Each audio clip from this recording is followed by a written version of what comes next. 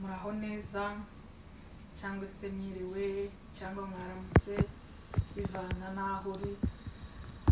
Hari n'abo nzi bari nijoro cyane, ariko aho uri hose n'isaha yose uza kubonera buno buhamya cyangwa se amagambo tuvuge hano, wumve ko twakiriye, twishimiye kubana natwe. Uri umuntu w'ingenzi cyane. Imana iguhe umugisha rero kubwo kumenyana nawe, kubwo kutumenya. Turabasuhuje muri makeya. Amazina yanjye nitwa Nahimana SP, ndi umumama, mfite umutware n'abana. Ibyo ni ibyo. Ntuye muri Australia, muri state ya Victoria, mu mujyi wa Melbourne. Hanyuma nakiriye Yesu nk'umwami w'umukiza, niwe mwami w'ubuzima bwanjye, niwe mukiza wanjye, niwe byose byanjye, niwe unyobora. Iyo ni nkayo introduction wenda yanjye. Nibyo. Hanyuma rero uyu munsi nabazaniye ubuhamya bukomeye, ubuhamya bumazemo igihe, guhera 2019, ariko Imana hari ibyiza ugukorera, ibyiza ikubwira, ntabwo wabivuze ngo urabivuga uwo munsi, ubivuga nyine mu gihe cyabyo, kiri right time uko nabivuga, uko nyine uyu ni wo mwanya wabyo. Ntabwo byari byoroshye kubivuga, twarabisengeye, twabigiyeho inama, biba ngombwa ko nyine tubivuga kubera wowe, kugira ngo bigufashe cyangwa se twese bidufashe. Ubuhamya bwubaka mu buryo bumwe n'ubundi. Hari uburyo ushobora kuwucitsemo intege, kumva ubuhamya ugasubizwamo imbaraga, kimwe n'ijambo, kimwe n'indirimbo, kimwe n'ibindi byose bidusubizamo imbaraga muri mu rugendo kubamenya Imana. Cyane cyane ubu buhamya bwo ni ubuhamya buri sinzi ubwo nabivuga, no ku batazi Imana, no ku batazi ko Imana ibaho cyangwa ivuga, ushobora kubagirira umumaro kandi bugahindura ubuzima bwawe. Reka mbutangire. Ndabuvuga kubera impamvu nyinshi, ariko navugamo zibiri. Impamvu ibintera kubivuga ni uko nzi ko mu buhamya cyangwa se mu biganiro cyangwa se mu ijambo ry'Imana twavuze hano hantu, hari benshi zagiriye umumaro, hari benshi bahindutse, hari benshi bakiriye Yesu nk'umwami n'umukiza bakabitubwira. Bidufasha rero kumenya neza cyangwa se gukomeza guhagarara mu bwami bw'Imana nk'igikoresho cy'Imana kugira ngo dukore ibyo Imana ikeneye ko dukora. Iyo ni imwe mu mpamvu. Indi ni impamvu yo gushima Imana ku bw'ayo mahirwe nagiriwe yo kugira ngo Imana ingenderere. Hari muri 2019 mu kwezi kwa 10, nari ntwite inda y'amezi 8, nenda kubyara. Ariko kuri iyo nda, muri mu gihembwe cya gatatu cyo kugira ngo mbyare, hari habura ukwezi kumwe ngo mbyare, nabyaye muri November irangiye. Hanyuma rero nza kurwara mu kuguru, nza kurwara mu kuguru mu gihembwe cya nyuma. Kuguru kurandya, kuva nabaho numvishije uburibwe buruta n'igisa. Ni ukuvuga ngo ku manywa nirirwaga muri activite nk'izo umubyeyi aba afite, unaniwe, uriwe mu rugo, ariko ntirirwa ndi muzima, usibye nyine izo ntege nkeya. Ariko ukuguru kukasevinga nijoro, bizagera nijoro sasa nkumva uburibwe. Wumve umuntu w'amezi 8 ntabwo naryamaga. N'ubundi ayo mezi ababyeyi akenshi biragoye kuryama, ariko nje n'uvuga ntakuryama. Ni ukuvuga ngo nagaza mfukama kuko sinoryamira. Urumva urugingo rumwe iyo rubabaye n'izindi zose niko ziba zimeze. Ni ukuvuga ngo kubera kuno kuguru n'amaboko yarandyaga n'umutwe ukandya n'amenya akandya everywhere, umubiri wanje wose warandyaga kubera gusa ukuguru. Umwe nkaza nihuha urahuha hise inda igera hano. Mu by'ukuri kurandya uko sinzi karara ndira bwaca mu gitondo nkaba muzima nkaba ati Imana ijoro ganiricega mbe muzima, mba muri ubwo buzima. Umunsi umwe icyo gihe cyari gikomeye ko ndihuta kubera umwanya ko ndi kumva ari burebure cyane, kandi wenda umuntu azagenda bavuga ibice bice. Noneho umuntu umwe twabanaga uretse umutware wanje n'abana, undi muntu gusa umuva mu ndimwe twabanaga akazuka mu gitondo akambwira bari kuzusenga usakenda uzuhamagara ikirere cyose. Kumbega zabaga birimo umuborogo birimo n'amarira. Murumva iyo umuntu abona kandi uri kuribwa kandi nk'umukristo nawe akavuga ngo Yesu Imana we Yesu Kristo ukuguru nkiza no ageragiye ngo n'amasengesho menshi, ariko n'ubundi nyine twabaga turi guhamagara Imana. Twarasenze wacu arasenga turasenga uko dushoboye, nuko tubirekera tutegereza isaha y'Imana. Umunsi umwe rero nshaka kubabwira ukuntu napfuye nkazuka. Uyu ndi umuntu wapfuye ndazuka.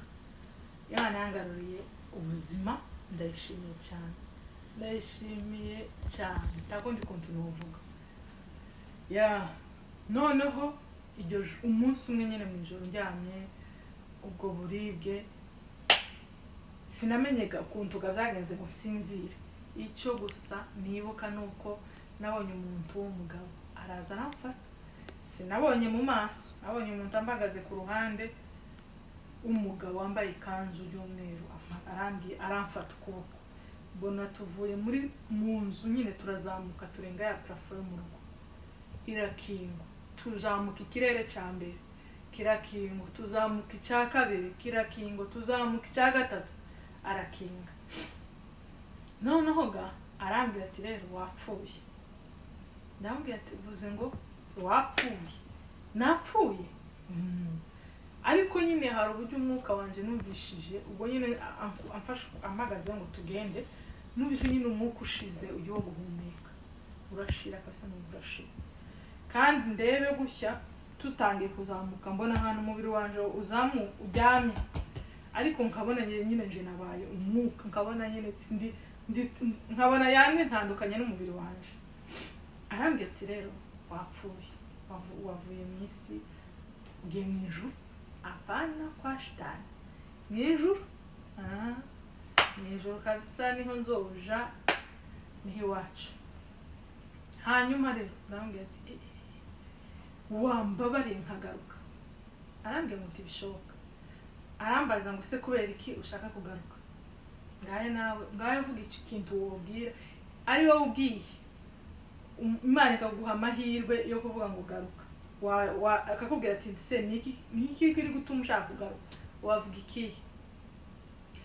Numve rero nje nabwiye Imana cyangwa se uwo mumarayika cyangwa Yesu wari untwaye na no gusinzi ngo nindi tago nje kubesha ngo ni Imana ni Yesu ni marayika, kuko ntawe nabonye gutya visa nyama mbona umuntu gusumbagaza iruhande umfasha ukuboko. Nuko ambwe ati rero wapfuye, ndebe ukuntu bimeze hasi. Noneho ndebe mbona ibintu nyine abantu zakomeye. Nukuri kujya bazabavuga ngo umuntu wapfuye ngo abayumva, niko nje nabibonye. Narimo mbona ihari y'abantu barimo uwo muntu yenyereza abantu banje babugufi babugufi babandi umutima wanje ugira hano uzi ko ari bo babugufi nibo nabonye. Kandi nabo mbona nyine uko bameze mu mitima yabo narimo yose. N'ubu nta makuru bazi, ariko nzi ko buri wese nzi ko umutima umufasha. Ndabasubije cyane ariko bose barankunda. Nukuri Imana igira neza. Kandi none igitangaje ubu buhamya usibye wacu twari kumwe n'undi muvandimwe umwe nabibwiye, ariko nawe kubera amashaka ya nari mvuze nti umuntu wari uzi buno buhamya ni umutware wanje niwe ko nyine maze kugaruka namubwiye uko byagenze n'undi muntu umwe umuvandimwe wanje umwe uzikunda gutuma mvuga ibintu kandi tabikeneye ndamusuhuje mama Ola ni ukuvuga ngo nawe cyatumye mbimubwira ni ukumwemeza reka zambaza ngo se ngo ijuru riba mu kirere ngo ijuru riba hasi ngo ijuru riba ngo isenga ibintu byo gupfa ngo uzibona ngo abantu nidupfa ngo tuzuja hehe ngo se uzi ubyemera bya bintu umva agakomeza kunkoroga nyine ambwira kayo magambo none nkambwira ati wa mwana ijuru rirahaba none se tuzogenda gute tumambwira ati rero turi kuvugana jewe napfuye ndagaruka nzi ijuru nzi sinaginjiyemo nanze kuginjiramo iyambike nene ambara nagiye warambuze ariko reka nkubwire step nabonye nuko ijuru rihari haraho Imana yatubikiye tuzaja kuba yamazu Uwiteka yagiye kutwubakira arahari kabisa aradutegereje niho iwacu no tuzaja kuba uwo niwe nabibwiye kugira ngo mukomeze ariko abandi papa abavandimwe bose nta muntu uzaya makuru n'ubwa mbere nyavuze kuva muri 2019 kugira ngo nico gihe cyayo rero bene data ubwo maze kugenda rero uwo muntu arambwiye ati uragaruka cyangwa winjira ndamubwira ati ndagaruka uri kwensista kushaka kugaruka ndamubwira ati yego kubera izihe mpamvu harezo namubwiye cyane ngombwa kubabwira ariko aragenda mbona agumyiyo sigara muvuze ikintu cyakurikiyeho naribagiwe nese urumva nari ndi abantu ibyo barimo ababaye cyane ababaye gahoro abavyakiriye abatababaye ndakundi gahe ko zose biza bigenda sineka kubivuga kandi nako muri rusange ibintu bimeze uko nyine bimeze kandi nikoga duteye twese hanyuma rero mukanya wa muntu amvuye iruhande urumvaga nje natekereje ko yaragiye nko kusaba nyine tumuntu gayanze kuza mu ijuru mu muhandi mahirwe ndamubura pe noneho jewe nicaye aho hantu nibagirwa ba bantu narebaga wa muntu namuzi ubwenge bwanje buja handi ntazi ndatuza gusa nyuma mbona wa muntu aragarutse arambwira ngo wasabye gusubira ndamubwira ngo yego tiyamfashe kuboko titwongeye guca muri za step zose ngo rimwe kabiri gatatu nisanze mfukamye ku gitanda ciwanje sanga mfukamye sinasanze wenda ngo ndasinziriye ngo narinjyanye wenda ngo mzuke ndarose nkakujya tuzaturota nyiruka bati mwizina Yesu ndarose cyangwa se Mana ndagushimiye none ngewe nisanze mfukamye na kwa kontu kose naniwe none ngazutse wacu hari saa 9 n'iminota 40 ngaho nzutse wacu ndamubwira ati zuka ndazutse yari mu bitotsi byinshi yambwira ati bigenze gute tiduka ndazutse nawe uzarebe warose inzozi nyine zisa nkizikomeye uvuga ati zisinzozi nyine mwiyeriko arazuka arambwira ati se bigenze gute ndamubwira ayo makuru yose mbabwiye arambwira ati nuko bigenze dushima Imana turasenga ko nzutse turaryama aho gantaha bari yakwakuguru sinigera ntekerezaga twenda bini Yesu twahuye kwa ari igihe rimwe Imana izikora n'ibintu nta bintu Imana yagukoreye utazunibuka ko yabikoze nukuvuga ngo ibyo nyine naje natangajwe n'uburyo ngarutse aho nari mpfuye guteze aho ngarutse se kugera gute aho bigenze gute tangazwa uriya muntu se ninde byagenze gute nyine ndi muri urwo rujijo kuko nawe worubamo nkakujya uzurubamo warose inzozi nyine zimeze ukuntu nuko ndaryama namasinzira ku ruhinja uwacu yaradusaje mu kazi tahaba ndazuka igihe nzukiye nirwaga mu rugo nzi nkora bya mirimo kibazo kumanywa nababwiye ngo nabaga meze neza kuguru kwagaza kuza gusa mu ijoro ndarya ndirwa aho ngaho meze neza uwacu arataha tuvuye amakuru arambwiye tukuna amahirwe ya kabiri Imana yamuhaye nyine uyitwaremo neza nuko ndaryamye nijoro mwumve umuntu ugeze ahantu naryamye bya bitutsi byose ntaryamye amajoro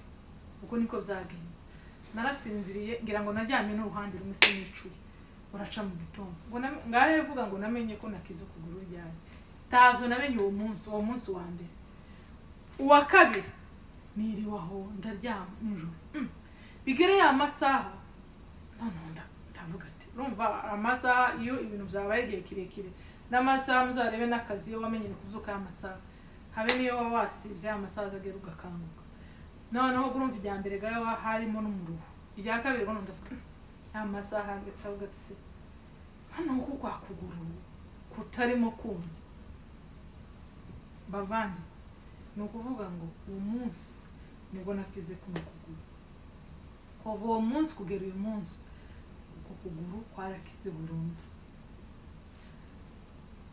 nawe uzubura na Yesu ngo agaruke amaramasa nawe na Yesu ankiza ukuguru nawe na Yesu angarurira ubuzima namuvuga bugaca bukira ni ukuvuga ngo uwo mwana niwe mwana nabyaye no any addition ni ukuvuga kwa muganga baranditse ngo navuga gute habe n'akanini habe n'urushinge habe n'iki kubera ko nabyaye nyine ga twari twabanje kuramukanya na Yesu wamfashe ikiganza gutya bavandimwe ikintera gukora ubuhamya cyangwa se amakuru namwe ni neza y'Imana ni ukugira ngo mbabwire ubuntu bw'Imana Yesu arahari Yesu arakora Yesu arahari ahari abantu bajye bavuga ngo si Yesu abahe ngo si Yesu ngo aravuga ngo se mumwumva gute abo bantu ndabazi ari n'abaza babimbaye arahari arakora yarankijije turavugana umunsi ku wundi rero Imana irakomeye Imana irahambaye umenye ko ikibazo cyawe cyose icyo waba ubona ko kidashoboka Imana iragishoboye nubwo ndanabivuze gahoro nari ndemerewe nari ngeze ahantu mvuga ati kuguru ahubwo icyo mpabakana guca kubera uburibwe nari mfite ariko nkavuga ati ndanakujana he nta nubwo urabona niyo utwite hari imiti bataguha akabanga ihangane basuzare wenda tuzakurikizeho ibindi ariko nabonye Imana muri iryo joro mba muzima Imana ibana nanje Imana iranyereka Imana ingarurira ubuzima none ndiho ndashima Imana ndi muzima ndi mu muryango kandi mvuga Imana rero ngarukiriza ahangaha icyo nababwira mugire inkomezi ntimucike intege Imana irashoboye ibyo uri gucamo Imana irashoboye uyiringire uyisenge uyizere izabana nawe kandi izagarura ibyawe zose uzapfuye byongere bibeho Imana ibagirire neza ndabakunda murakoze cyane dukomeje gushima Imana turangije ubuhamya yuko Imana yatuzuye kongera ikaduhaye amahirwe kugira ngo dukomeze tuyamamaze tuyivuge nawe utaramumenya umumenye kugira ngo nawe uzagende kubana nayo forever udapfuye ngo ubure ubugingo ahubwo ugira amahirwe yo kubona Kristo rero dushiremo isirimba dutambira Imana murakoze